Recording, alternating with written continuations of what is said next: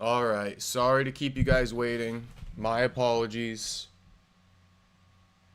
Let me just double check one more thing before I sit in here for the evening. Give me 1 second.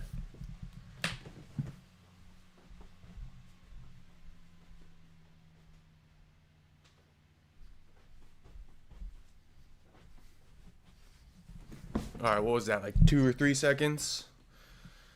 Alright, we're locked in for the evening. Once again, sorry to keep you guys waiting. I know 6 p.m., 7 p.m. stream time is the goal, but hectic life, hectic day. No excuses, though. We're here. I'm just letting you guys know, you know what I mean? I'm aware I'm late. And let's get the stream cracking. There wasn't that much news. You know, we only got like 2 stories to react to, so low-key, I was hoping I'd be able to come on here and be like, I told you guys it was worth waiting for. But no new news came up today. So we're stuck with basically 2 news stories in my opinion. And we can surf the web, see if we can find a third news story. But the biggest story of the day is Israel Adesanya seemingly, I want to be clear, seemingly making a black joke about Charlie Kirk. Alright? It's quoted right here. Essentially, he goes, I call this the Kirk shot because it's black. Figure it out. Little spoiler alert. I think that he's trying to promote an alcohol company. I'm going to tell you that ahead of time because you'll be able to kind of see it now that I told you. If I didn't mention that, it might just blow over your head. This is an interesting topic, an interesting debate. So we could definitely, right, look deeper into it, right? Because obviously there are some, let's just keep it a buck, there's some black people out there who aren't a fan of Charlie Kirk because of his debates. You know, I'm assuming it's got to do with like DEI, wanting to do away with that, wanting to, and let's see what else. I'll look up the controversy for Charlie Kirk as far as what he said about black people, because clearly, you know what I mean, there is a side that is not happy with him. A lot of people, you know, I think, what was it, Kai Cenat had something to say about him, saying like, oh, that's the guy who had some crazy things to say about us, right? So I'm just saying, there's definitely some people out there who aren't too fond of him and what he said. I don't know if it's about black people. I don't know. I'm going to look into it, okay? I'm not qualified to speak on this fully, but we're going to look into it and I'll try to give my most fair assessment. Right off the bat, though, do I think it's cool to diss the dead? I think it's a little bit corny to diss the dead. And I think it's even cornier to diss the dead, all right, when you're trying to promote a liquor company. Straight up. I think that's a little bit, like, unethical, but it is what it is. For those that don't remember, Izzy also told that stupid-ass joke when he was trying to sell the Yoel Romero fight, and he said he's going to make Yoel fall like the Twin Towers. All right. Then Izzy, I mean, I just got to say it, but it's like Izzy, you know, somebody made a joke about his dog, right? Sean Strickland made a joke about Izzy's dog. Strickland made a joke about Izzy's dog, and Izzy cried about it. He wanted to correct it, set the record straight. You know, there's videos out there of him mouth feeding his dog, touching on the dog's private parts. So it wasn't all just like made up shit. Like, people saw some stuff online and they started making up their own like narratives. I say that to say, though, he couldn't take that joke, and here he is making a joke about the late Charlie Kirk. I don't know. I just think it's distasteful. Even if he did go, you know, bad route, there's just no need to, you know, it's done with. With all that being said, I guess we can play it now. But let me know what you guys think. Is he out of pocket? Because look, there's a poll here. Well, actually, the poll's not showing up on here, but let me pull up the poll on Instagram real quick. I simply did a poll because I know it's a split vote. First off, 425 comments, 1,600 likes, 2,100 shares, bro. 2,426 responses to the poll. Foul or fair? All right, 57% say foul, 43% say fair. It's a close vote. It's a close vote. Clearly, there's a side here that more people think foul than fair, but Let's do it here too. Is oh is Izzy right or wrong for joking about CK?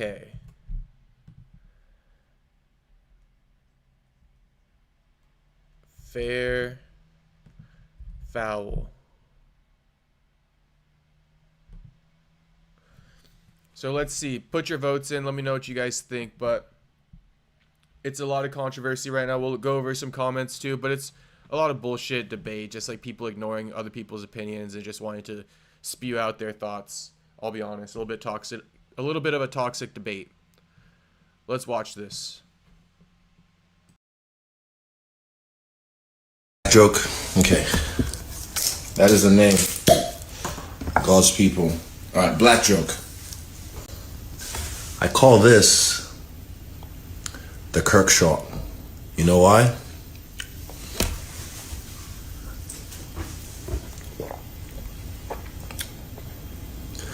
Because it's black. There's something there. Just figure it out. I mean, I'm sure it's both, but he said he calls it the Kirk shot because it's black, but I'm sure he also calls it that because there's literally a bullet in the neck of the glass, bro. You cannot make this shit up, and I feel bad even saying that, but there's a bullet in the neck of the glass. While he's talking about Charlie Kirk, who got shot in the neck, right, assassinated in September after suffering a gunshot to the neck during a debate at Utah Valley University. Apparently, while they're debating fucking gun laws too. So just know, this guy pisses off a lot of people because he chooses a side oftentimes. And another one is with abortion and stuff like that. So people who are in favor of abortion, a lot of women, not a fan of this guy either. So he has a lot of haters, but he also has a lot of supporters. But this is the type of stuff he debates, guns, abortion, DEI. I'm curious what else he said about black people that has, because people say he said crazy things, and I don't think the DEI is what they're talking about, doing away with that. There's a joke in there somewhere. You can do it. Figure it out. Want to hear a black joke? Okay. That is the name. God's people. Alright, black joke. I call this the Kirk shot. You know why?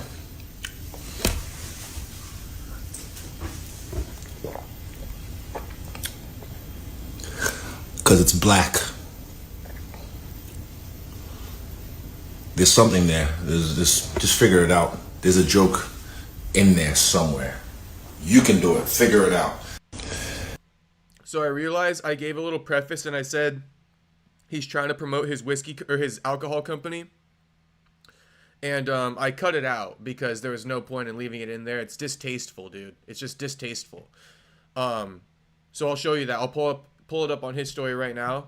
But what up, Bluey? What up, homie? Izzy is a Nigerian drunk. He can say what he wants. Izzy is like 12-year-old sometimes, says Louie. Izzy's Izzy. Izzy will Izzy. Izzy will Izzy. My thing is, though, you're doing this to sell your whiskey, bro. Like, that's my thing about it. It just takes away the genuineness. Like, do you even care? Like this is the thing about Izzy. This is what people say about him. Spineless. Are you just hopping on this narrative, this bandwagon?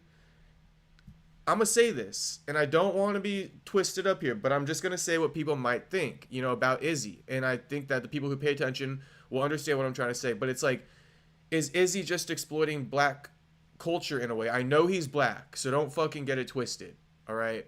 But is he exploiting it and just hopping on it, right? And almost, vulturing off a topic that he could care less about, but he's just kind of like, steering into it because he can. It's the same thing with the China stuff. He will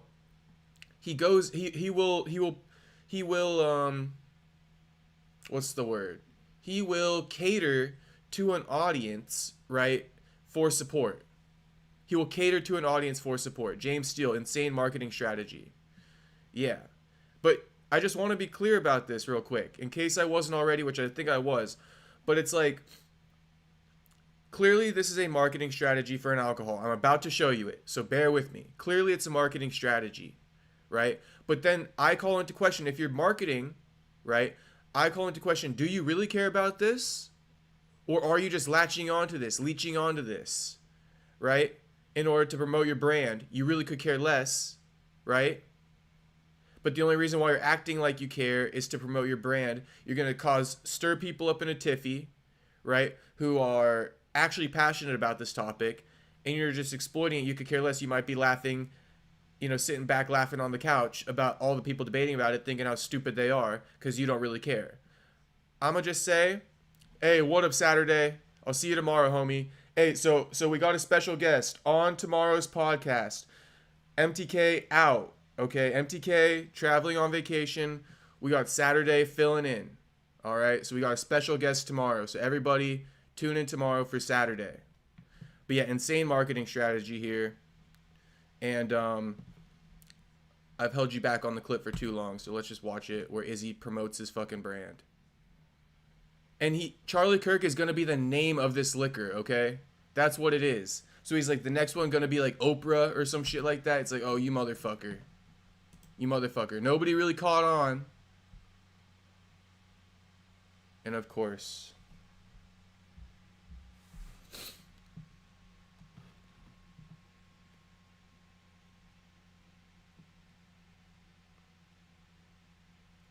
Louis goes, I don't think this is going to get him much attention. The shock of the murder has worn off. I don't think many people will care. Bro, it's a crazy topic right now. But as far as like transitioning to sales, yeah, I fucking doubt it.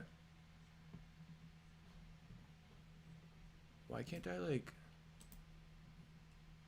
I gotta view as myself? Like, of course I'm gonna view as myself. Want to hear a black joke? Okay. Want to hear a black joke? Okay. That is the name. God's people. Alright, black joke. I call this the Kirk shot. You know why?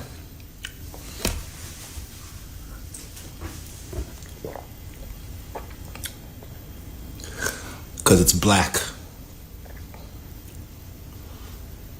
There's something there. Just figure it out. There's a joke in there somewhere. You can do it. Figure it out. Flagrant 2. Chappelle. Fucking. He just said flavor 2. Flavor 2. Chappelle. Fucking. I don't know. Oprah. Figure it out. Figure it out. Chappelle. Oprah. Figure it out. Okay, so here we go. I told you. He's about to drop some liquor names. If he names one of them Charlie Kirk, that is so fucking disrespectful. It's unbelievable. And you know what? It might transition to sales. I'm gonna be real. If he fucking names his liquor Charlie Kirk, oh my goodness gracious. I don't even know what to say, bro. I honestly don't even know what to say. Okay, so, back to the profile here, the stories. Everybody hates the fact that I posted this about Tekashi 6ix9ine, and I just want to say that this is a massive dub for the jiu-jitsu community as a whole, and the fact that you guys don't want me bringing attention to it is low-key crazy. Like, this is a massive dub, alright? Giselle left her fucking rich-ass $100 million husband for a fucking jiu-jitsu instructor. This is a dub, bro, in every sense of the word, okay? Let me say this. This is so funny, but it's so true. A rich dude, right? His worst fucking enemy is a broke motherfucker, right? And then that broke motherfucker, his worst fucking enemy is that rich dude. They both be stealing the same fucking bitches. They steal them, you know? And I guess it's the women. They be fucking playing both sides. But I'm just saying, this is a dub in every sense of the word. Because, full circle, BJJ instructor never got the baddie, right? The baddie always leaving BJJ instructor for the rich guy, right? Finally, the script is flipped, okay? Finally. First they get the money, then they leave you for the broke guy, okay? First they get the money, then they leave you for the broke guy. Like when he represented China too. That's why I'm saying, dude. And obviously, you know, he didn't mean it with China. I mean, I guess he does, but he doesn't. I don't know. I can't say whether or not he means it with China, but I know he latches onto things for beneficial gain. You understand? If there's no beneficial gain, he's not putting that flag on. It's to garner the fan base. I don't know. I'd rather just be genuine and get a fan base off of that, to be honest with you. Not like cater to people's like whatever the word is. It's not insecurities, but you know what I'm trying to say. Rage baiting? I don't know. Okay, so let's find out what Charlie Kirk has said about black people. I'll just type that in. I'm going to type that in. All right. What has Charlie Kirk said bad about black people? I think there's a clip of him being like, he might have been calling somebody like either an Asian person a racial slur or a black person a racial slur. I'm honestly not sure. Okay, so Charlie Kirk is dead, but Black America remembers his racism.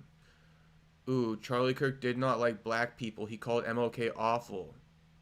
Well, I mean, dude, like he's more talking about MLK's policies probably. Like has nothing to do with whether or not he's black. I'm not trying to defend Charlie Kirk, okay? I'm just trying to say like just because you think MLK's K is awful, it might have just been because of his policy. I mean, you don't have to like everybody doesn't have to like MLK.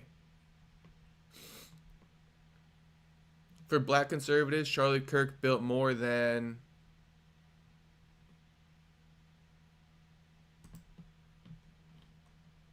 politics, he built community. Interesting. I don't know. All right, let's take a look at I don't like this title.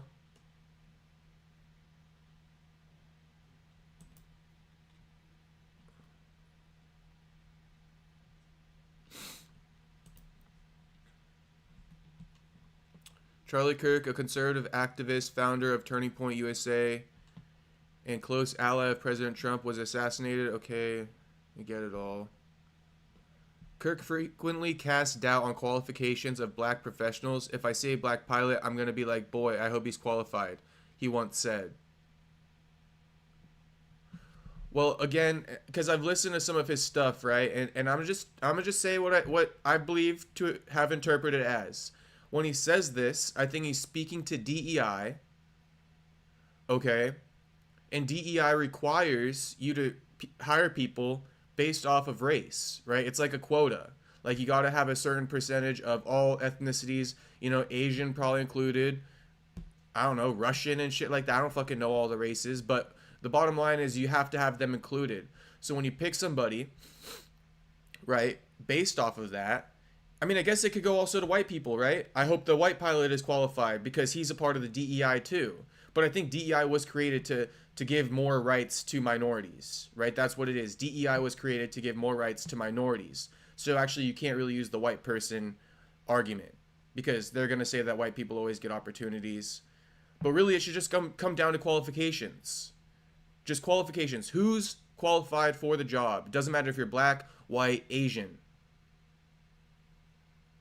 And I think this was just in context of him not being a fan of DEI because DEI will incentivize people to... It basically discriminates, I guess, against white people. I don't fucking know, bro. He also debates it with college, and he says that, like, I don't know how to explain it, but he said that DEI is racist in a way because it favors minorities. There we go. James understands what I'm saying. He's giving me the 100.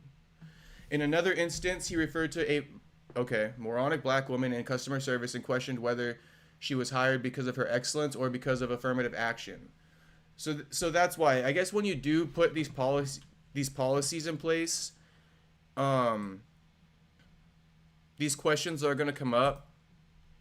I'm torn though. Like I think these policies maybe there is something to it. You know, in a white America, right? Maybe there is something to it. I'm not gonna say there's none, you know what I mean? I think, but not only black. Like I think that like Asian gets discriminated against to some degree, right? In white communities. So it's not always.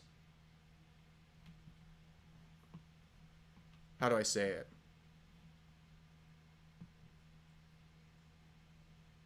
I don't even know how to say it. Okay, so the next one, he also attacked civil rights leaders and the laws that reshaped the nation. Clarence Thomas was a far better black role model to celebrate than Martin Luther King, period, end of story. This guy's not worthy of a national holiday. So I don't know who Clarence Thomas is, but maybe, I don't know. He's just a fan probably of her policies more. Who's Clarence Thomas?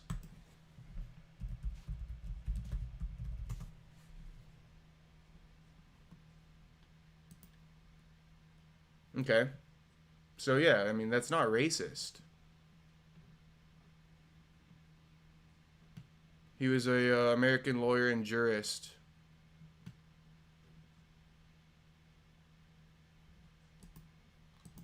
But just to go back a little bit to this thing I was saying about affirmative action, I guess what I was saying is, yeah, I think it's not just black, right, but also Asians get discriminated against, maybe like, you know, Mexicans or something like that in white America.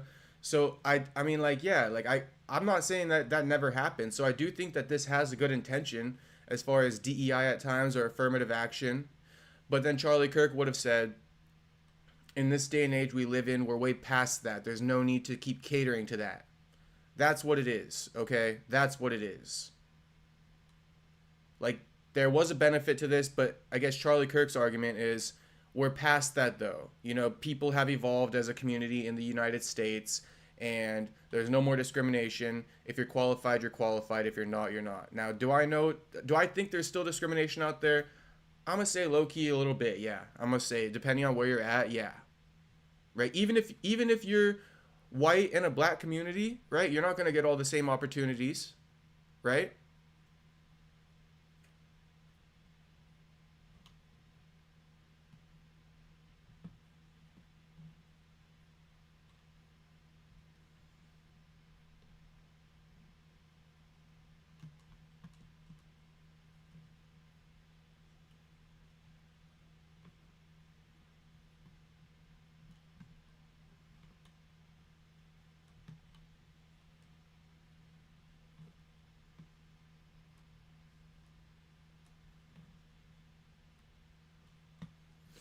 So he hates like Juneteenth and stuff like that. I don't know much about it.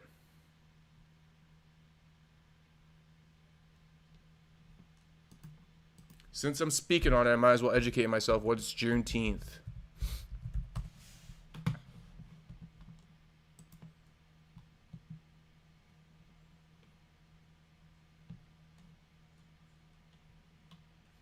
Okay, so it's to commemorate the end of slavery. I would respect that. Should not be a federal holiday. This holiday is not about celebrating emancipation regardless of the veneer they put on it. Well, what's it about celebrating then? I don't know. That's what it says on Wikipedia.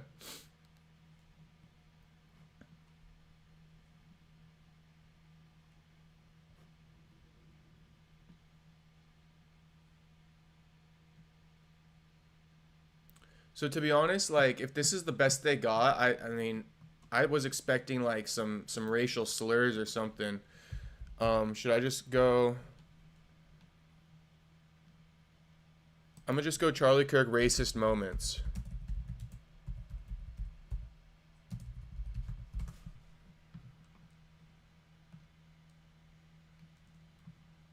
Charlie Kirk being racist compilation. Okay, so here it is. See, it was an Asian. See, it was to an Asian.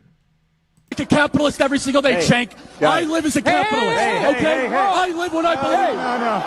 No. What do? I get charity every single year. Crime, like, I'm sorry, if I see a black pilot, I'm going to be like, boy, I hope he's qualified. Because of DEI, it begs the question, when you see a black pilot, you wonder, you say, I hope they are qualified. I guess same with an Indian, same with a Mexican. It's not just black. He kind of latches onto things to rage bait, I won't lie. If I'm dealing with somebody in customer service who's a moronic black woman, I wonder, is she there because of her excellence, or is she there because of affirmative action? It almost creates thought patterns that are not necessarily. No one really cares when it's HR managers. No one cared when it was, you know, just kind of paper shufflers or even engineers. But now when it's like, wait, hold on a second. You're going to remove my appendix and you're a black lesbian. Charlie Kirk. I live like a cap. So there you go. Form your own opinions on that. I think most people don't think she really left him for this guy. She left him for a bunch of guys. This is just the first one till she moves on to another one. Louis, I don't even know, so I'm going to take your word for it. But I thought it was a funny-ass story, and the fact that she even left him for him in the first place is good enough for me. It's good enough for me. It's a dub for us. No one cared when it was, you know, just kind of paper shufflers or even engineers. But now when it's like, wait, hold on a second. You're going to remove my appendix and you're a black lesbian. LeBron James is a self-interested, narcissistic, and we know he's not very smart. He does these press conferences where he thinks he's making sense spiritually and freedom of speech.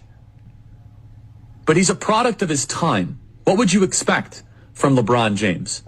If I see a black pilot, I'm going to be like, boy, I hope he's qualified. When you see a black pilot, you wonder, you say, I hope they are qualified. If I'm dealing with somebody in customer service who's a moronic black woman, I wonder, is she there because of her excellence, or is she there because of affirmative action? It almost creates thought patterns that are not necessarily wholesome. It creates resentment, doesn't it, Heather? Instead of dealing with the substance and or my very public track record of hating bigotry and racism and also associating with people of all sorts of different backgrounds, they started to call me racist. Soul and Justice Clarence Thomas are far better black role models to celebrate than Martin Luther King. Period. End of. No one cared when it was, you know, just kind of paper shufflers. Okay. I mean, I get it. To be honest with you, I'm just saying it. I don't think he's very racist. I think that he could be prejudiced. And I know that that's splitting hairs. But, I mean, I just think... First of all, I think, yes, he's using black a little bit too liberally. Like, why not mix in Asian? Why not mix in Mexican? Right? I will say that. I will also say... I've seen his debates, and he, you know... all races come up and speak to him, right? And he doesn't give off prejudice to anybody. In fact, he treats the students pretty fair and pretty nice. And like the younger the students, the nicer he treats them. Like if you're in high school and shit like that, he treats you even nicer because he's trying to not traumatize you, right? And he understands you're still forming and shaping your opinions. So I mean, I think he's shown like tenderness in the debates, to be honest with you, with all races. But again, does he kind of bring up, you know, like I said, why not use Mexican? Why not use Asian when you talk about DEI? Let me look it up. I don't know all these things for facts. So is DEI only applies... Okay, wait. What race does DEI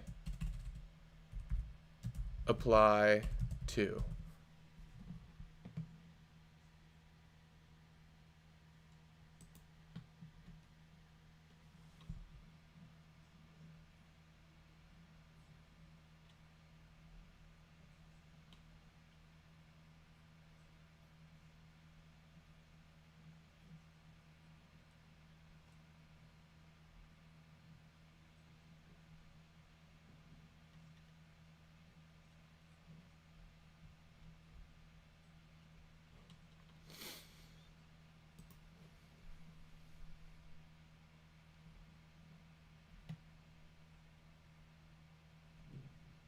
Why can't I get a fucking answer on this?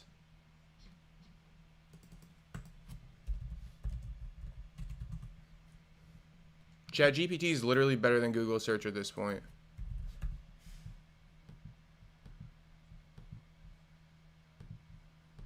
What race or races does DEI apply to?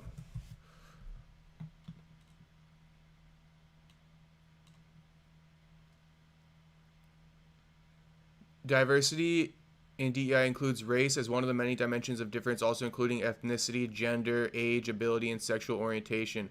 Oh, damn. So they got it. That's why he said the thing about a lesbian black woman, I guess. Because you have to, like, hire a certain amount of, like, LGBTQ plus members, certain people of a certain age range, certain amount of women, right? And it's like, why do we need an even amount of women pilots if there's a better qualified male? so that the males don't, dominate the space. It's all fair game. That's just like giving it up. Like males are better than women. Okay, well if that's the case, then they should 100%, you know what I mean, have more of the jobs. They're better than women, and we're all admitting it on the standard of DEI itself. If women, right, were just as competitive, right, or all genders were just as competitive, so to speak, if all genders were just as competitive in the job market, so to speak, there would be no need for DEI, right? DEI is to give jobs to people who aren't really finding space in the market, and they're going to say it's because of discrimination, right? Not because they're qualified. So they're going to say, oh, women, right, don't get the jobs because they're discriminated against, right? And then if you go with the races, right, whatever race it is, they don't get the job because they're discriminated against. Interesting. That's interesting. And I know saying interesting is fucking retarded to say, so my bad. But yeah, I mean, I don't know what else to say. I just find it, interesting. It's a little bit contradicting. It's assuming that there's a lot of discrimination, and that if this isn't in place, it would exist more rampant. DEI efforts often aim to address inequities that people of various races and other identities may face due to historical or systematic disadvantage. For example, one statement mentions Black, Latinx, Asian, Pacific Islander, Indigenous, and multiracial people in its definition of people of color. Okay, yeah, so it's not just Black. So he can stop using Black as an example. Like, use Asian every once in a while. But again, I mean, I'm just explaining how Charlie thinks, and I think he's gonna say, well, Asian isn't as bad. And hey, I don't know. Don't fucking, I'm just saying what Charlie would say.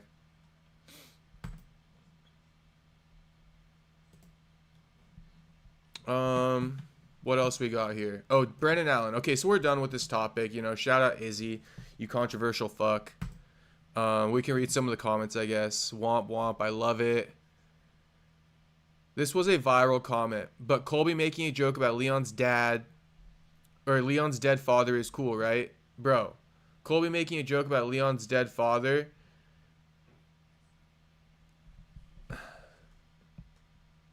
It's not just because Izzy made a joke about a white guy, and I feel like that's what this is. Izzy obviously race baited here by saying, I'm gonna make a black joke.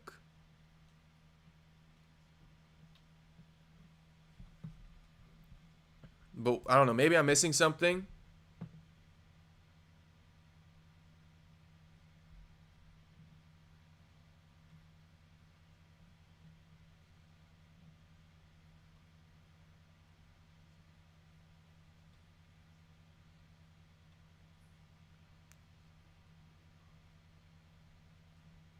So people are saying it's because Izzy can't take a joke, and here he is joking about people.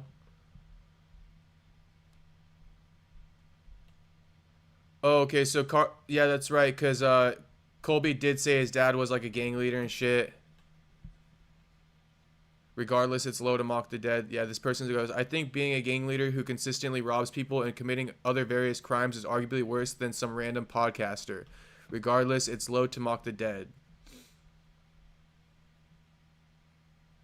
I think that just because like Izzy did this doesn't make Colby right. Like, Colby was wrong for dissing Leon's dad in his own right. And Izzy's wrong, for dissing the dead in this case too, in my opinion. Especially because, like, what did Charlie really say? I mean, someone tell me what he said. Like, tell me what's so offensive if you guys can. I think his controllers really told him to go and hit these topics. He had to be a bit edgy to appeal to the raising young right-wing Republicans. Louis, who are you talking about? You talking about Izzy, or you talking about Charlie Kirk? Just curious.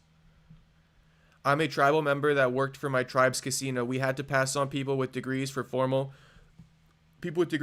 members that didn't graduate high school. That's DEI, right? That's DEI. So DEI is bringing in, it's not based off of your qualifications, right? It's based off your skin color, which is dumb, because that means you're passing, just like James said right here, you're passing on a more qualified person to meet a quota. And I don't think that should ever be a case in society whatsoever. Okay? It's a fucking fact, dude. Charlie Kirk. I see Louis.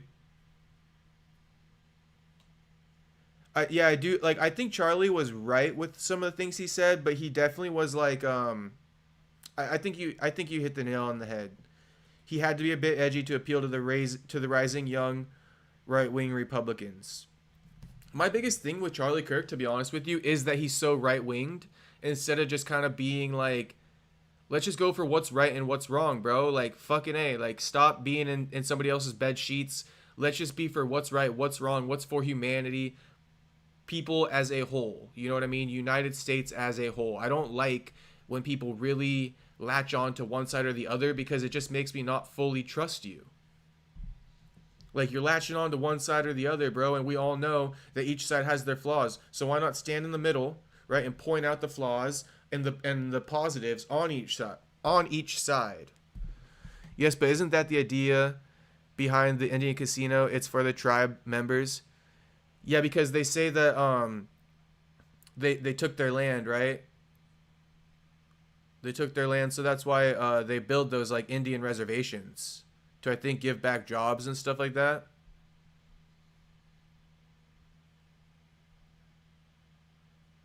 Yeah, but the point of a casino is to make money for the tribe, so it's a tough subject. Yeah, exactly. That's what it is. They put these Indian reservations out with these casinos on it, and that's their basically their economy. It's probably like family-run businesses and stuff like that too. Might be a little bit of a different subject. Not apples to apples fully. But I did get what James was saying. Just in any subject where DEI or some DEI type thing causes you to pass up on a more qualified candidate, right? You should never be passing up on more qualified candidates because of skin color, because of gender, right? Because of fucking sexual orientation. That is just retarded. Like, absolutely retarded. Absolutely retarded, in my opinion. So yeah, if that's the case, right, I guess I'm against DEI too.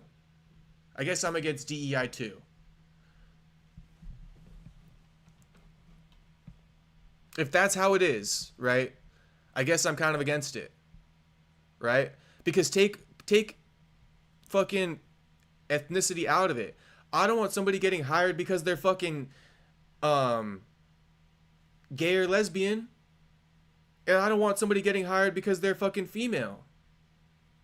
No, I want you to get hired because you're a female that's better than the men that came up in your class. And it happens. You know what I mean? Women have their strengths. Men have their strengths. So, like, I don't know why we gotta... Like, ain't no men trying to be fucking, like, nail fucking, whatever you call it. You know what I mean? Like, there's male-driven industries and female-driven industries. And, like, I don't know, if the competition is too stiff for females to enter in, maybe that's a sign.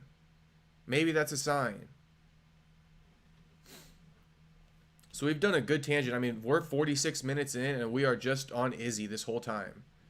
But I think that's all of it. You know, Charlie Kirk, we went over the 5 most racist things he said, and that's retarded, dude. That's honestly, I'm gonna just say it. Like, I'm sorry. I don't want to be I'm not gonna say too much crazy shit.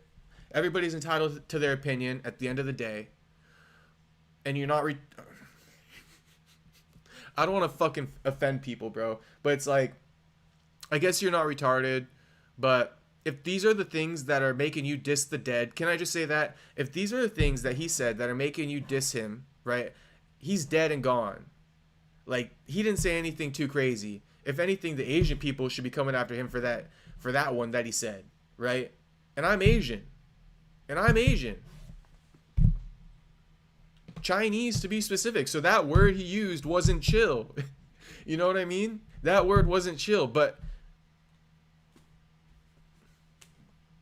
I feel like somebody said something racist to him. Probably, I don't know. I'm just guessing. But I'm assuming he didn't just go off on his rocker right there. Yeah, you're right. But Charlie had to make his donors happy because his organization was a business. He became a millionaire with his organization. Turning point. Louis, money is the root of all evil, my brother. Money is the root of all evil. The root of all evil, my brother. You know what I mean? Go look at the money and you'll find out a lot. Okay, so Brendan Allen, he got snubbed. He goes ahead and he beats, at the time, number 4 ranked RDR, okay? RDR was number 4. We all know Anthony Hernandez was originally scheduled to fight RDR. He pulls out due to injury. So at that time of that matchup, it was number 4 versus number 6, right? Anthony was number 6. RDR was number 4. Okay? Brendan Allen was number 9. Brendan Allen was number 9. The point in this is that if you go back a little bit further, okay, Robert Whittaker was ranked number 4. When RDR beat him, he took his ranking. All right? So in theory, right, when RDR replaced Whittaker, just by beating him in the rankings, you would have thought that Brendan Allen, right, gets to replace RDR with a win. He's already coming off of a win over Marvin Vettori a few months ago. So it's his second win since his loss to Anthony Fluffy Hernandez. You guys tell me. I think it's crazy that they moved Anthony Hernandez up 2 spots for not fighting, and Brendan, just to keep him above Brendan. In my opinion, you keep Anthony Hernandez at number 6, bro. You keep Anthony Hernandez at number 6. He hasn't fought. You know, you don't get a boost off of this. Like, now he's getting boosted to number 4 still for that win over Dolidze. That makes no sense. These guys overthink the fuck out of these rankings. I think Anthony should have stayed at number 6, and I think Brendan should have either gone up to 5, right? No, because RDR had to go down. So I think the reduction in the rankings is fine as far as RDR goes. I think Brendan Allen should have just taken his spot. Brendan Allen should have just taken his spot. Then it would have been Izzy. Then it would have been Fluffy. That's what it would have been. It would have been Brendan Allen, Izzy, Fluffy. Now, the interesting part about this, though, the really interesting part about this is that Brendan and his teammate, or his boy, his brother, his coach, Tuco, also UFC fighter, called it. Tuco called it. So, this is what Tuco said afterwards. He's like, you think they're going to give you that number 4 spot like they did with RDR or nah? Because essentially the rankings don't always move Brendan up that high with his wins. So let's see what Brendan had to say. Guys who are responsible for the rankings. We saw Derrida scrape by the skin of his teeth against Robert Whittaker with a split decision, and they instantly put him at 4 where Whittaker was. Do you expect to be number 4 after convincingly and handedly destroying the number 4 guy? I would expect that, but it seems like there's some intoxication amongst those responsible for the rankings. So just tell me where you think you should be come There's Tuesday. someone in here on this ranking panel, isn't there? No? I mean, no, honestly, yeah, it's not a lot of us. All right. Honestly, that was a crazy question. Who said that? That guy in the back, B. Come on, bro. We know that these politics work. For some reason, they don't like me, so I'll probably be fucking 6, 7. But watch my bio. That bitch is going to say number 4 here in a couple minutes. So, yeah, to me, I'm number 4 in the world. I beat number 4. I'm number 4. They did that shit to me when I fought Andre Muniz. No, not again. What do you have to say to the guys who are So Brennan, you know, in his mind, he's officially number 4 ranked. I was about to troll and just say he's number 4 instead of number 5 just because he called that shit, but I just left it alone. What do you have to? The thing is, like, what do you guys think about this one? There's 2 schools of thought, right? Either Tuco and Brendan, they called it, and the rankings panel was gonna do this shit to him anyway, right? Or they raged or baited the rankings panel into doing him dirty. And it's like they should have kept their mouth shut, because if they kept their mouth shut, rankings panel wouldn't have done them dirty. But you tell me, should they have kept their mouth shut, or did they just call it? This would have probably happened anyway, in my opinion. If you want my take, I think they shouldn't have kept their mouth shut. It's better that they called it. It's better that they exposed it. Now, since, you know, the rankings panel, in my opinion, did do Brendan a little bit dirty, I mean, moving Anthony up too is just, it's not right, dude. It's just not right. It's not right. And then Izzy gets to, like, think about it. Izzy was ranked above Fluffy, right?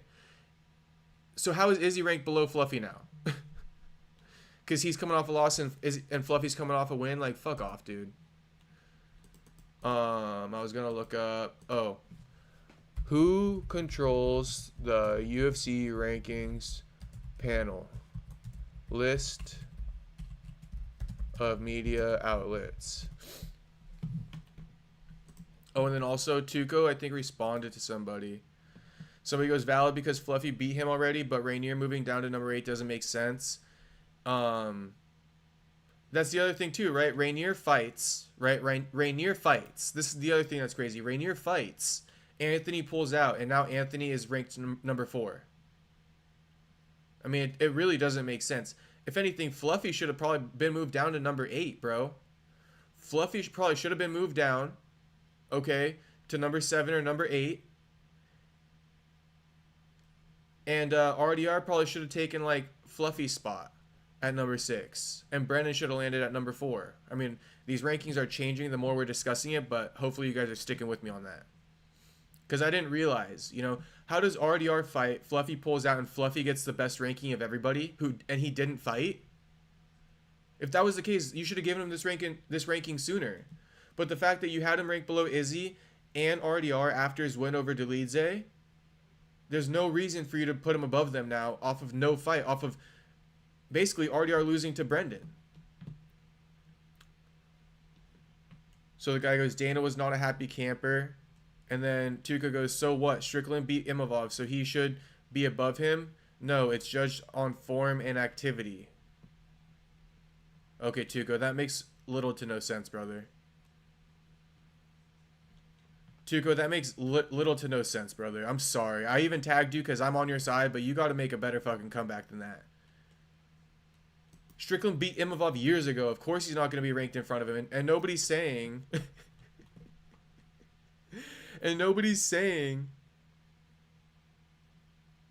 Oh, because he's saying Fluffy beat... I see what he's saying. It's actually... We're missing one of the comments, but... It's because he's saying... Oh, yeah, it's right here. Fluffy beat him already. Yeah, that was earlier in this year, though, and times have changed. Times have changed. He stepped up and beat the higher-ranked guy. You got to give him that. You just got to give him that. Did they already switch it to AI? I know they were talking about using that for the rankings. Bro, James, they haven't done shit with the AI. That's what I'm saying, though. Dana got some bots because everything he says becomes so viral. And then it's like, bro, like... Why do people latch onto that? Like, think about all the bots that are controlling UFC White House right now. I bet you there's some MMA media accounts, too, that clip shit off. That actually, it's not even like a guy like me. You know how I clip shit off? Right? It's me doing it. I think there's other media accounts that, like, are controlled by MMA managers or something like that. Or, like, the UFC themselves.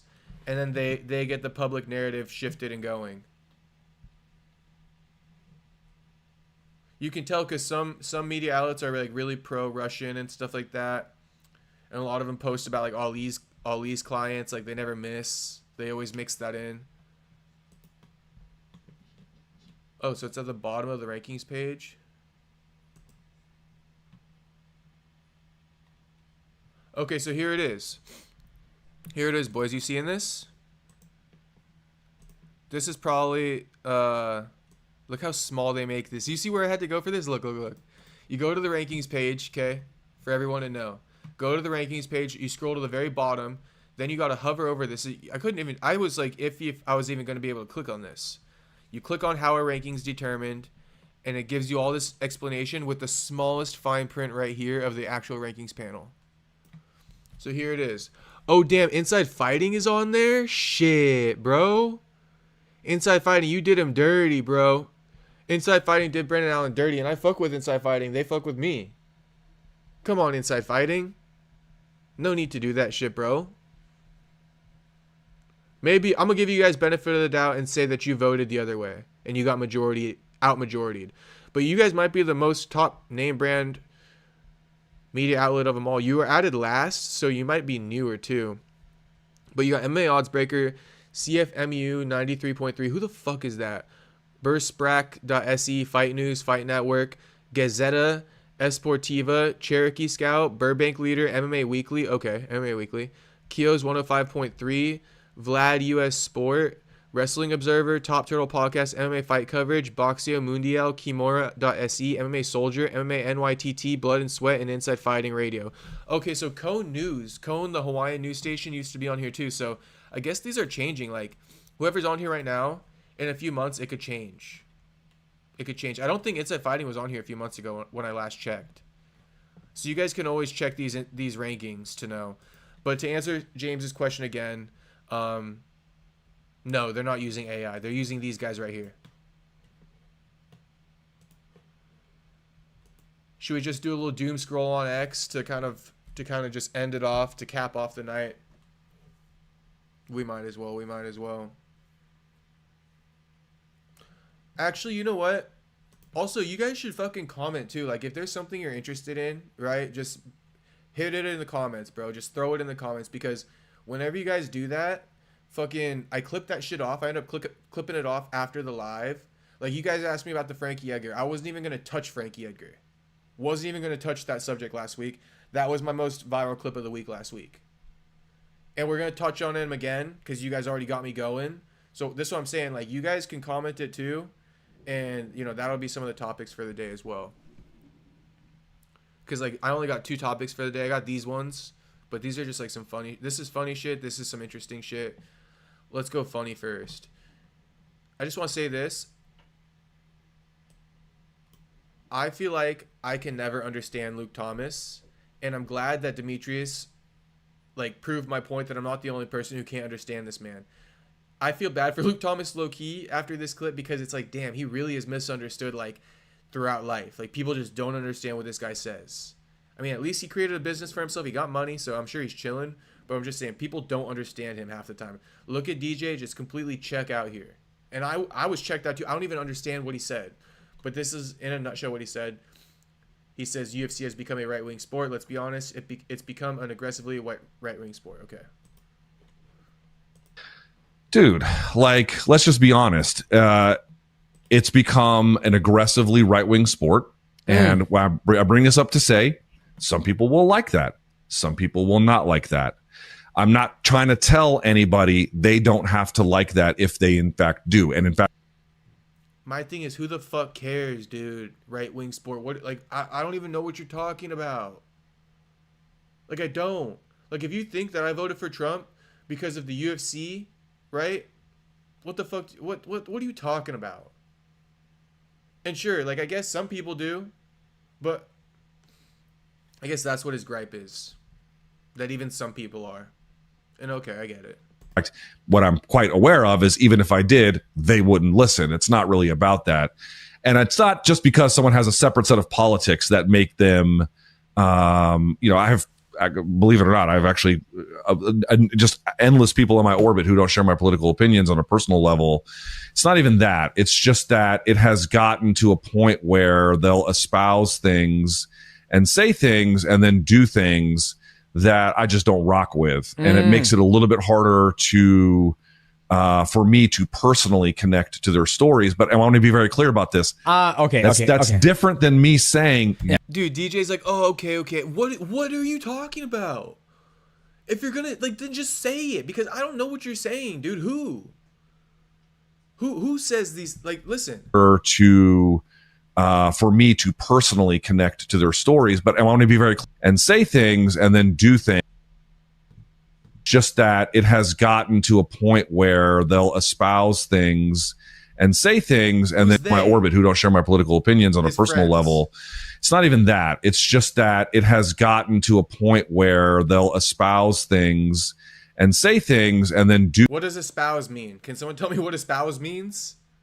Do things that I just don't rock with. And espouse things, say things, and do things that I just don't rock with. Well, why don't you give us an example, bro? This is why nobody can understand you.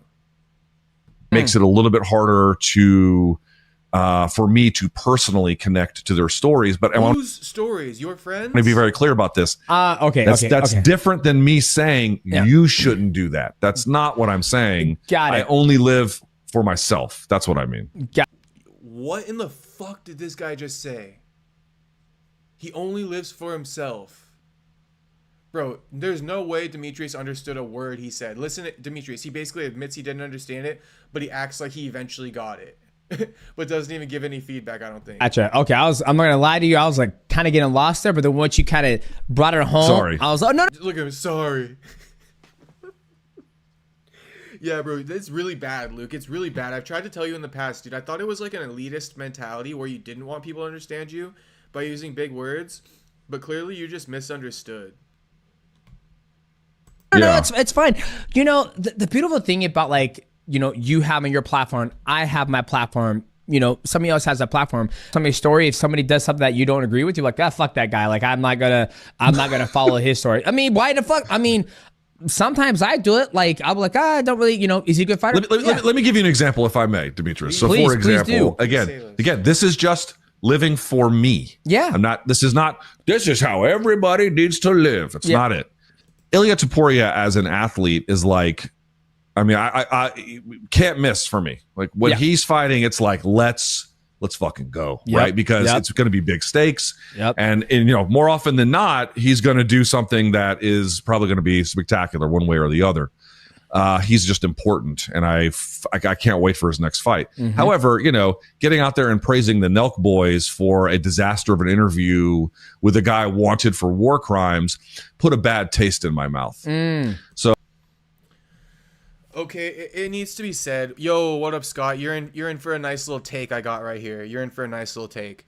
So it needs to be said, bro. This whole Ilya thing is getting taken out of context, and I wish that people had better, you know, not even reading comprehension, but just listening comprehension. I guess because it's partially my job, I really got to break down the words people say. And like, I'll admit, when Ilya first surfaced, that clip of him talking to the Nelk boys about Netanyahu, I bought into the caption originally, which is that like Ilya Topuria praises the Nelk boys for their interview with Benjamin Netanyahu. Okay. I feel like Luke Thomas is saying that Ilya was trying to appease the MMA community by taking the side of the Nelk boys, right? And I don't think that's why Ilya said what he said. I think Ilya said what he said because he's uneducated and he fell for the propaganda of the world. You know what I mean? Benjamin Netanyahu and Israel are very good at spreading the propaganda that everything they do is right and okay. Right? If you go look at Netanyahu's podcast, he does a good job of convincing the Nelk boys themselves of, you know, all the positivity he does when they ask him, when they try to call him on some of the negativity, you know, as far as like women and things like that. He has good explanations for everything, right? And so I think that's why Ilya kind of fell for the propaganda. That's not, I mean, I feel like Luke is totally going like, you're giving Ilya too much credit, bro. Ilya is a fighter, right? Not to say that all fighters are dumb, but Ilya is a fighter, bro. He was just talking to these guys. He went on their podcast because they get views, not because they're right wing, because the Nelk boys are super name brand. Nelk boys hit up Ilya, right? And he went on there and he was just talking to them about an interview that they did with Netanyahu. And yes, Ilya was naive, but Ilya also, can we play the clip? Because I don't think Ilya said, that kind of thing. It makes it a little bit of friction. So let's play that clip of Ilya, right? Just to be specific here. Ilya Netanyahu, because Ilya also went against, right, and he did say that, like, you know, the people in Israel shouldn't be dealing with the shit that they're dealing with, right? So he actually condemned it too, and that was like weeks ago, maybe 2 weeks ago, and so this is a new post from Luke Thomas. So it's like Luke Thomas talking about old shit that Ilya already pretty much corrected.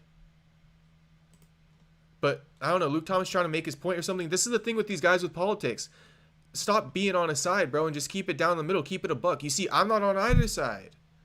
But I'll keep it a buck always. Like, yeah, I voted for Trump. Like, I voted for Trump. I thought that there was more good than bad as far as to vote for there. But then I always keep an open mind, and I'm like, damn, I've been hearing all this stuff about how he's not doing the best right now. and he's not really following through with his word. So I'm just up in the air. I don't know. But I'm just keeping it a buck, bro. Like I'm not scared of it. And if you can convince me otherwise, I'd be willing to listen. This is the part about Netanyahu, though. This is where he's getting a lot of flack from. This is what Luke Thomas is talking about. Maybe there's a reason why Israel are doing this, okay? He's uneducated, that's all. He's not appeasing to anybody or like trying to go right-winged. And the UFC didn't brainwash him into this. If anything, Netanyahu has done really good at this. You know, they've been really good at controlling the media and the narratives. Before I play this, let me just read the chat. The Moneyberg video was on point. Hey, let's go, Scott. When I was editing that today, I was like, yeah, this is fire. This is fire. An hour long of straight fucking fire, bro. I'm actually going to clip off a couple of my things I said on there just to post it on the shorts because there was some good stuff. And I appreciate you, Scott. Thanks for always tapping in, my boy. I can agree with Luke on the influence of tiny country. I thought Ilya agreed with Luke on Israel. He did agree with Luke. Just let's watch this and then I'll pull up what Ilya said condemning it. I like the questions you asked to him. I like the questions you asked him. I'm gonna just say I feel like because he was curious too. It was tough, but with a guy like that, I just wasn't really educated on this subject, you know. Me neither. That's I think and he admits he's uneducated. There's a lot of people like that. Like if me and you were both like that, I think that because some people have a side like I'm on this side, some people have a side I'm on this side. Like I think the thing is, we know many things from the social media, but we don't know the explanation behind that, like why they are doing this. Maybe there is a reason why they do it. Someone will say something, or like you'll read a headline on one side and then you'll read a headline on the other side, and you just don't know. He got condemned for literally a genuine thought. If you don't take a second to go, is there a reason why Israel's doing this? That doesn't mean that there is a reason. That's just opening your mind to the idea that there could be a reason. Let's find out. You will find out. Yes, there's a reason. No, there's not a reason. Or maybe there is something that lies in the middle, right? But that's all it is. He's just saying, like, is there a reason? Maybe there is, maybe there isn't. He's not saying, see, maybe there's a reason is different than saying there's a reason why they're doing that. Those are two different things to say. So Luke Thomas kind of like, he fell for it on this one, unfortunately. But if we go to Ilya condemning Israel, fuck. It was a while ago, bro.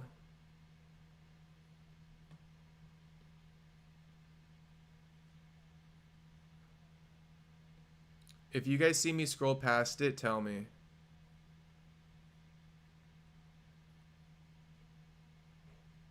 Here it is. Ilya Topuria condemns Israel for ongoing war in Palestine. You can never support that kind of cause. We send all our support to the families in Gaza, we stand with you. Okay. Dice, como es un asunto que ha trascendido al mundo del deporte, ¿qué piensas de la guerra de Gaza y la operación militar de Israel? ¿Serías partidario de vetar a los deportistas israelíes en las competiciones? La verdad que nunca se puede apoyar ese tipo de causas. Nunca queremos que nadie muera en el mundo. Totalmente lo contrario. Siempre queremos que a nadie le falte nada, que todo el mundo tenga agua para beber, pan para comer. Y la verdad que desde aquí a todas las familias de Gaza les mandamos todo el apoyo y estamos con vosotros, y que si yo tuviera la oportunidad de hacer algo, yo pararía esa guerra ahora mismo porque no la acepto. Dice, como es una... So Luke Thomas here, I mean, dude, come on, Luke Thomas. What you talking shit on him for? He just said this more recently than that Nelk Boys interview. So get off his ass, bro. Ilya Topuria is a good dude, cream of the crop, in the cage, out of the cage. He's a good guy, man. He ain't never done nothing wrong. He ain't never been caught up in no bullshit. I don't even give a fuck why him and his wife split up. I don't give a fuck. Don't give a fuck. Do I think he was unfaithful to his wife? No, not at all. And I just say that because I see people joking about that. I don't think that's what happened, but we'll find out soon enough. I like Ilya, though. I think he's a good guy. And this is proof that Luke Thomas is kind of wrong. Like, UFC isn't right-winged. Here's Ilya going against it right here. The owner of the UFC or whatever, on Ari Emanuel is Jewish, and here he is supporting Palestine. So come on now.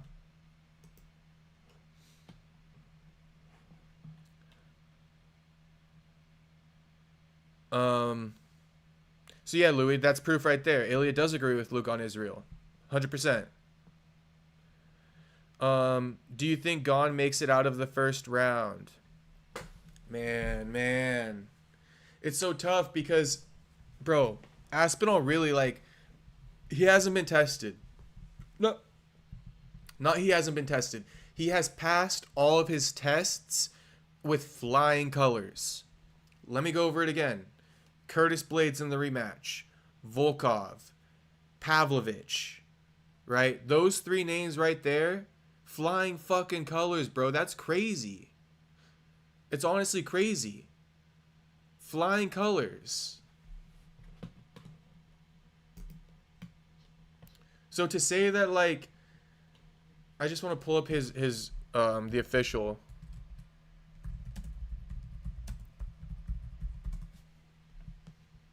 And I appreciate the question, Scott, as well. So yeah, look at this. Pavlovich, first round. Volkov, first round. Blades, first fucking round. Dude, Marcin Tybura, first round. Spivak, bro, the polar bear. This is a polar bear, right? Yeah, the polar bear. I mean, this guy has literally fought the best of them. Even Arlovsky and shit like that. That's good money, bro. All it was a knee injury in the first.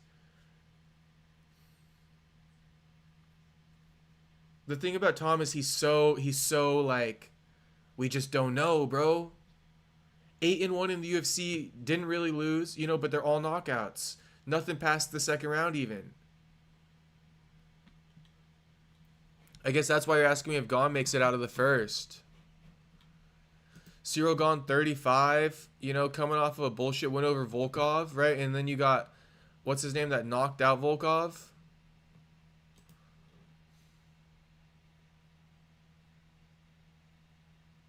But then you got, it's weird matchups, right? Because Cyril Gane also stood with Francis Ngannou. So I think that Cyril Gane's going to have to get some, I think that Tom Aspinall is going to have to submit Cyril Gane if he wants to get it done in the first. I think if it strikes, I think Cyril Gane might be a bit too comfortable in the first. I think Aspinall could probably knock out Gane second round after he grapples him a little bit and gets him guessing.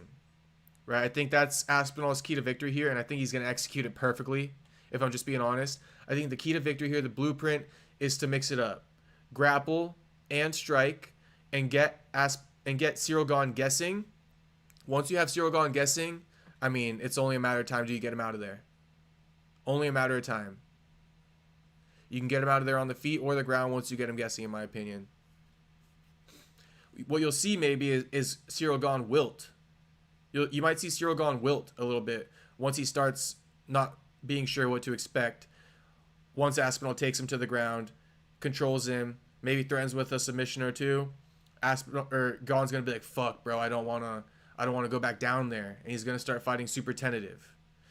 I was rewatching Aspinall fights, and he seems to have the death touch, dude. He low key does, but I don't think he's gonna get the death touch on Cyril in the first, because who else has the death touch? Francis Ngannou, right? Francis and him went 5 rounds, so that's one that you got to also factor in. I think Gane got pretty decent striking to at least last the first round. And I think that if Aspinall doesn't wrestle, he's going to make it super easy on Gane to last even longer. I think Aspinall got to wrestle. I think he will wrestle. Right? I think it's good money. Good money on Aspinall. What's everybody kind of looking at as far as, like, because I love Tapology, how it does this. Okay, so 94% of people are picking Aspinall. Just so we know, this was exactly how it was for Rainier de Ritter last week. 97% of people picked him, just for the record. So, upset alert, I don't know. But 50% knockout for Aspinall, 46% submission. So it's basically what I'm saying, you know. I think, actually, knockout, lower odds. Submission might be the best odds. They're saying there ain't no way Gane is submitting this man. 0% chance. Watch it be a 0.5 ha. Bro, James, that's what it would be if Aspinall can't take down Cyril Gahn. That's what it's going to become if Aspinall can't take him down. That's what I was saying there. And Aspinall can't do that. Aspinall is going to be on some bullshit if he doesn't get Gahn to the ground and make him fucking, you know, second guess his skills. That's what he's got to do. What he got to do. Tom Aspinall low-key has the death touch. You're right. You're right.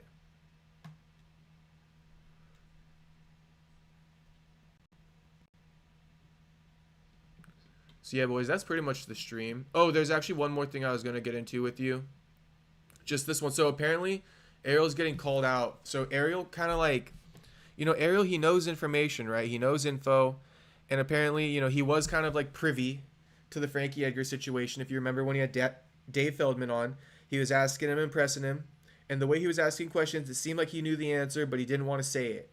In fact, in the previous stream, I think I already said that he knows the answer and he just wants Dave to say it. Turns out Ariel did withhold information, okay, and he what I've heard, now, and by the way, but he withheld the information because he had a documentary that he was releasing, which is crazy, dude. You can't be doing that. Having information on the Frankie Edgar BKFC dealings on the night of the event and holding onto that information until you release a behind-the-scenes video is nasty work. But it's the second time Uncrowned has withheld news. Going to make nowhere near what he was going to make. By the way, what I have heard, and by the way, tomorrow. This is a good segue. Our very first Uncrowned film is going to come out. It is called What is BKFC? It is going to premiere on the channel at 1 p.m. Eastern. Yes, that is usually when the show's live. I thought it would be good to air it when the show is usually live, and then our show will start right after. So it's about 47 minutes. We'll probably start at like 1:55, and then we'll have a regular show with some big names, and I'll tell you about them. But it's going to premiere. And it's a behind-the-scenes look at this company and what it is and what it's all about on that night in Newark a couple of weeks ago. And there is a moment where I do ask Conor McGregor about the Frankie Edgar situation because I had heard, and again, this was shot on the night, I had heard that it was a ticket issue. They did not sell as many tickets as they had hoped. I had asked around about it. I saw sections tarped off, and my understanding was Frankie was, you know, the agreement was that he was going to get paid a pretty good amount of money. I heard 7 figures. I heard it was the highest payday of his career, and that's why he took it. And it makes sense. And then they didn't sell the tickets, and they didn't meet their marks, and so they offered him. I just want to say somebody laughed at me for saying that they offered Frankie $1 million. So what's so funny now? Maybe they'll watch this. Maybe they're watching now. But I saw the comment because I was saying Frankie initially said no. And I was like, you know how these guys are. They go, okay, I'll give you another $1 million. And then people are like, Frankie not getting paid a fucking $1 million. What'd I fucking tell you? Ariel just confirmed it. 7 fucking figures. That's 6 zeros. Okay, you know what I'm saying? 6 fucking zeros. Then they reduced it and said, I'll give you 6 figures because they didn't sell enough tickets. So they would have took an L on the event if they paid Frankie. They did Frankie so dirty, bro. He's a nice guy. Didn't deserve to get played like that. At least he got paid something and didn't have to fight. That is a silver lining, Scott. At least he got paid something and didn't have to fight. But that's super unethical of them. You don't. Your mouth should never write a fucking check your ass can't cash, bro. Always remember that, boys. You never forget that, okay? Never fucking forget that. Never let your mouth write a check your ass can't fucking cash. And that's what Dave Feldman did. His mouth wrote a check his ass couldn't fucking cash.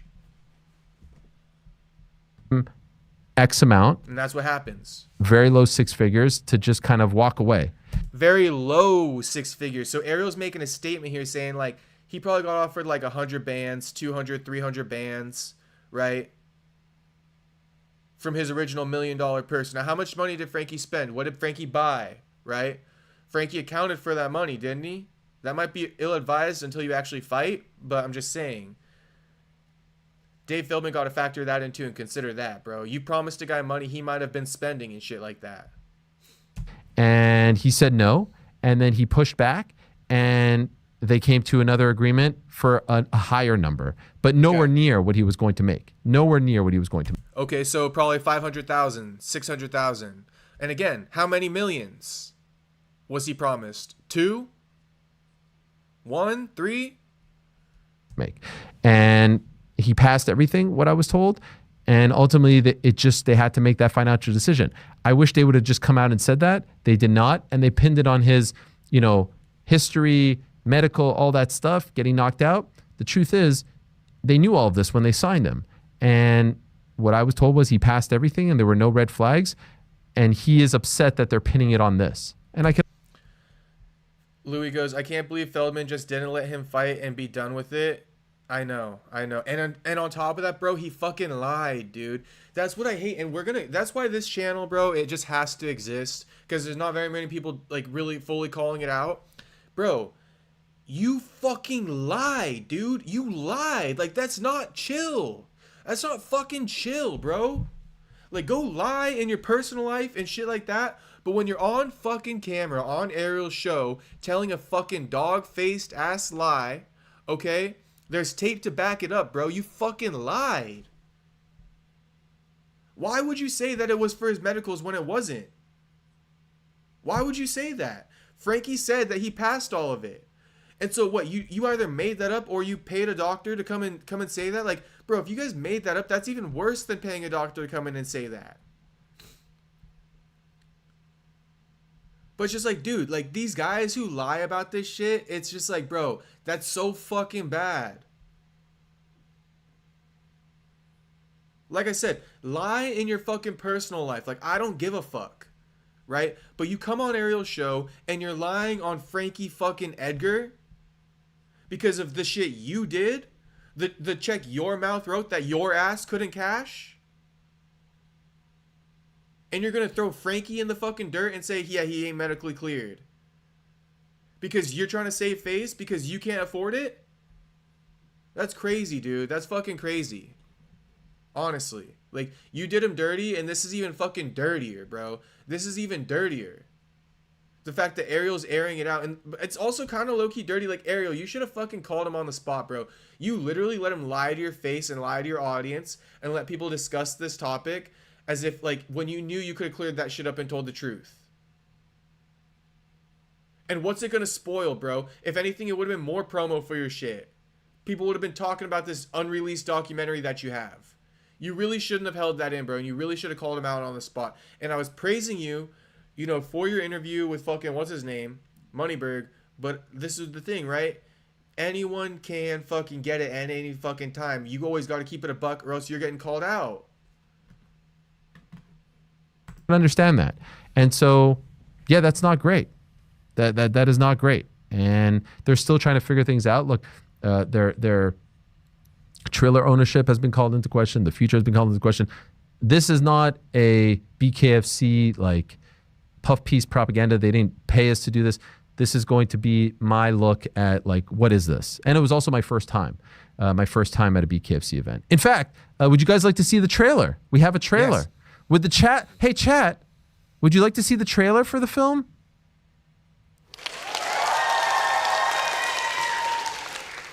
Chat, thumbs up if you'd like to see the trailer. I guess we're not in real time, right? I mean, there's a little bit of a delay. Stop hey, chatting. chat. Stop chatting me. Thumbs right up. Now. I'm trying to fucking. They have this guy's fucking chatting and shit like that, bro. Come on. Like, all their thumbs up right now. They do?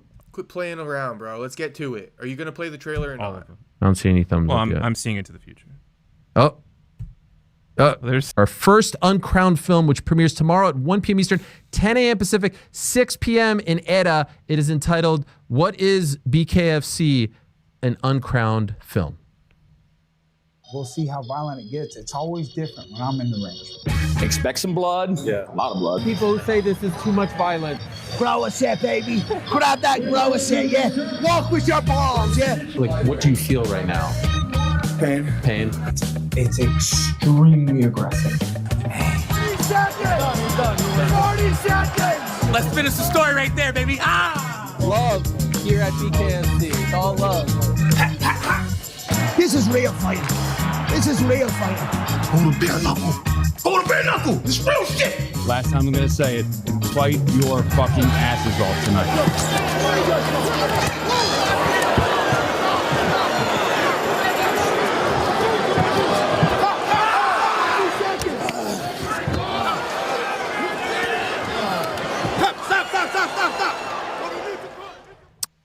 What I've Okay. I mean, that's chill. That seems chill. Actually, not that bad. I kind of like the work Ariel's been putting out lately. I can't lie. Oh, I was gonna read Scott's chat. This was in his hometown also. Imagine all his friends and family he invited. SMH. Yeah, bro, it was shady as fuck. No other way to call it. The lie is the worst, bro. On national television, or not national television, but live on Ariel's show like that. It might as well be national television for the, MMA community. But Ariel too scared to call out Feldman and risk not being invited to the event. I guess so, bro.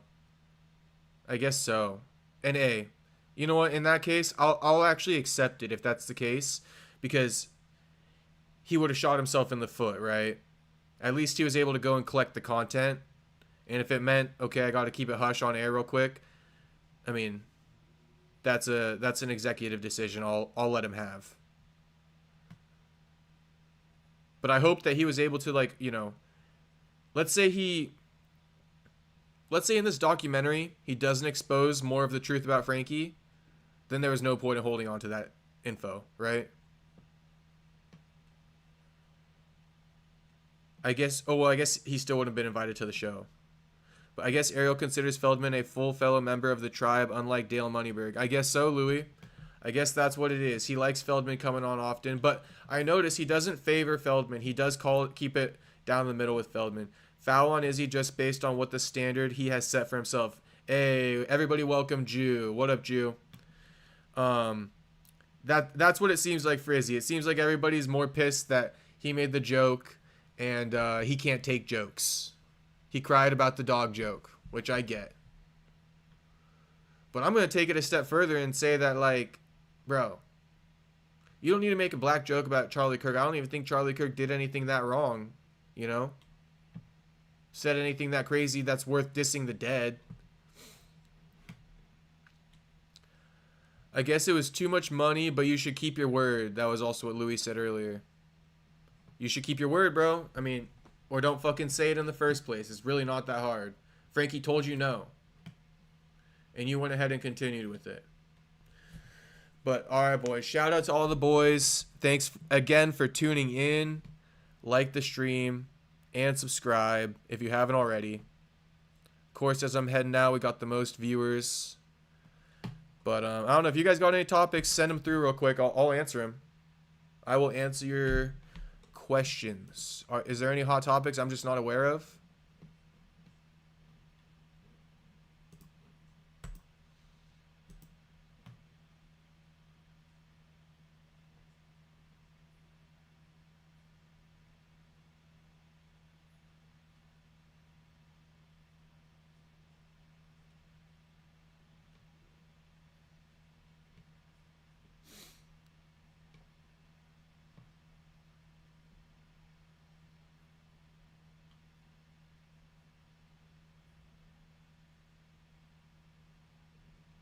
UFC a right-wing brand. I mean, I don't even care, dude. Like, so what if it's a right-wing brand? Of course it is. It's fucking fighting, bro. I mean, I guess they could have just stayed neutral, but Trump helped out the UFC in the early days. Everybody's reposting it. I didn't even think it was that serious. I guess I'm just really not a political guy. Who that is? Who that is? Was there a sparring footage leaked from Aspinall's camp that has fans worried? I can type that in, Jew. I'll type that in on Twitter and see. You going live at 7 p.m. on Saturday? Scott, I'm going to go live sooner. Let's take a look at the card and see when I would like to go live. Oh, wait. Let's see what time the card starts first. I don't even know what time the prelims and everything starts. Okay, so if you go to events... Hey, Jew, by the way, Jew, since you're just hopping on now, we got, if you're familiar, you can look him up on Twitter. All you guys can. I Am Saturday is his handle. He makes some MMA content. I've been fucking with it. I've been meaning to get him on. It just works out perfect timing. MTK, my co-host on the Wednesday show, he's traveling for work. He told me that today. So I hit up Saturday. I told him cruise on the podcast tomorrow. Special guest appearance. So tap in with him. He got some good takes. He also bets and shit like that, so we'll get his thoughts on some of the locks for Saturday. And yeah, tap in and let me know how you guys like the vibe. I think he's a pretty cool dude, so we'll see. It'll be my first time meeting and talking with him. I just know him from social media and shit like that. But I also think it'll be a good opportunity for him. Let me see. So wait, just to answer the question real quick about going live on Saturday. Oh, the prelims start. Oh, damn, what the fuck? Oh, shit. Okay, Scott, it's 7 a.m. Pacific. So yeah, I'll for sure be going live. I like the morning cards better, bro. I like the morning cards better. I could just like sip a coffee and chill.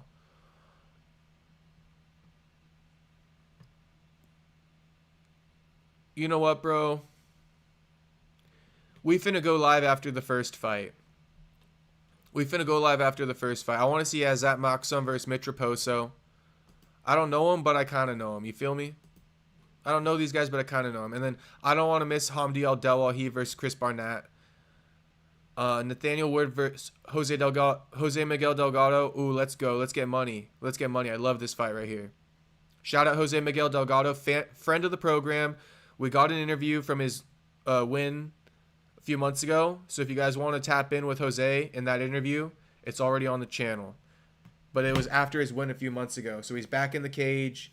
This guy wants a fast rise. Benson Henderson's ace next to Mario Bautista. So tap in with Jose Miguel Delgado. Nathaniel Wood, a good opponent too. Walter Walker, Louis Sutherland got rebooked after Sutherland popped for like some fucking... I don't know what the hell happened with him. Think PEDs? Elevated testosterone? No clue who these dudes are. We'll see how this fight goes. Could be a banger. Ikram versus the Turtle. I'm excited for this one. Quillen, you already know the deal. Nasrat, good fight. Ozma, Alexander, I like it. So yeah, good shit, boys. Good shit. This is a good card. I'm gonna tune in after the first fight. All right. Yeah. So Jew, I'll see you tomorrow as well. But let me see here. I thought I seen something earlier, but I lost the post when I refreshed. For sure, Jew. I'm gonna look that up right now. I haven't forgot. Oh yeah, I think it's early since it's in Abu Dhabi. Yeah, I completely forgot.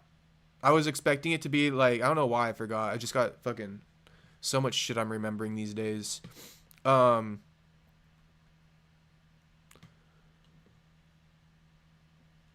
Just trying to see if I missed any comments here.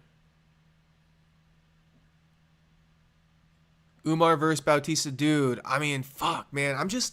I'm on this wave right now. I'm just going to say the wave I think I'm on a little bit. I'm on this wave of thinking that the Russians are going to get exposed a little bit. And, like, that's why I'm interested to see this Ikram versus the Korean Turtle fight. I'm interested in this one.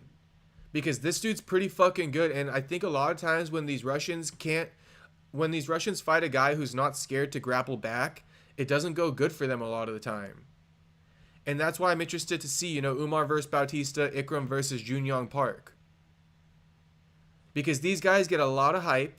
They get a lot of hype, and I do think that they're human, and I think it's starting to show. So watch these ones with a close eye, remembering what I've said. I don't know, it's a little bit of a hunch right now. Like the Russian style, people have realized, like, just grapple them back, bro. Just grapple their ass fucking back. So let's see. This one right here, though, tough matchup for Jailton. Really fucking tough. Let's see it.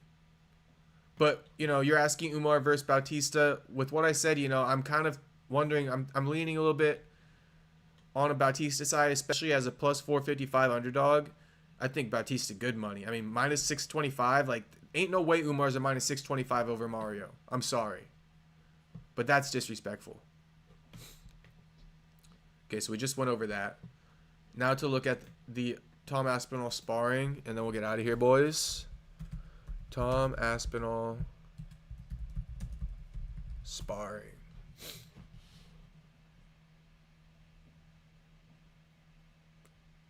This is it.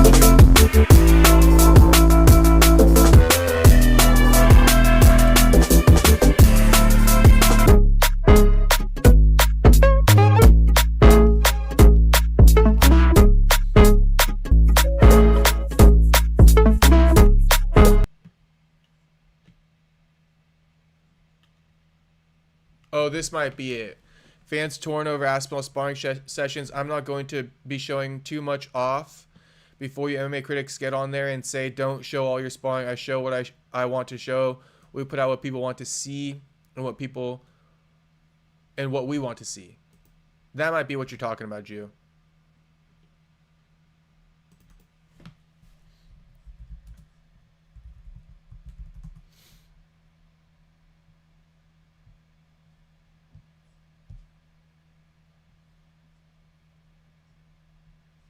No, it looks like we're chilling. No scare for Aspinall sparring footage. No scare. All right, boys. Shout out for tapping in once again. In the simplest form. But I'm just gonna thank you guys again for tapping in. We got not much, Jew. I think today's Tuesday, right? So I've been streaming for 2 full weeks straight, bro. Just 2 full weeks straight. I don't know if that means 14 or 15 days, to be honest with you. But I've streamed for 14 days straight. You will see one missing day, though, but that's when YouTube crashed and my podcast crashed. I was live when it crashed. And then I just deleted it because I was fucking pissed off. I'm not going to lie to you. I was just pissed off. Pissed off that it fucking went down. And I just deleted that shit. I don't even know why. I should have just kept it, but I just deleted it. So, but I did go live, and Jew is proof of that. So, yeah, 14 days, full 2 weeks. And, we're going to do another 2 weeks. 30 days straight, boys. 30 days straight. Look forward to the Saturday stream. Let's go, James. Shout out James. Shout out Scott. Shout out Louie. Shout out Jew.